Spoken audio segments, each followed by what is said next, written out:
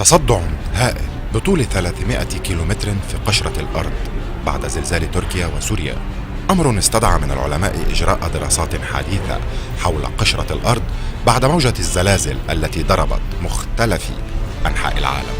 وجد العلماء أن هناك صدع يبلغ طوله 56 كيلو متر ظهر في الصحارى الإثيوبية، يعود إلى عام 2018 عندما ظهر صدع كبير يمتد لعدة كيلومترات وعلى نحو مفاجئ في جنوب غربي كينيا، وتسبب في انهيار طريق نيروبي ناروك بالتزامن مع ظهور نشاط زلزالي في المنطقة.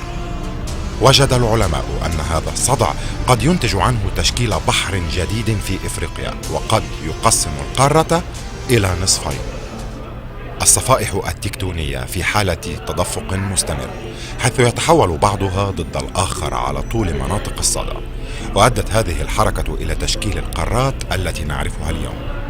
وشهدت الحركة المستمرة داخل القشرة القارية تكوين الوادي المتصدع في شرق إفريقيا الذي يستمر في الاتساع ويصبح أكثر نشاطا. وخلص العلماء إلى أن تشكيل محيط جديد في إفريقيا أمر مرجح، لكن الأمر سيستغرق ملايين السنين، وأنه بعد مرورها سيتقدم قاع البحر على طول الصدع، وستصبح القارة الإفريقية أصغر حجما، وستتشكل جزيرة كبيرة في المحيط الهندي تضم أجزاء من إثيوبيا والصومال والقرن الإفريقي.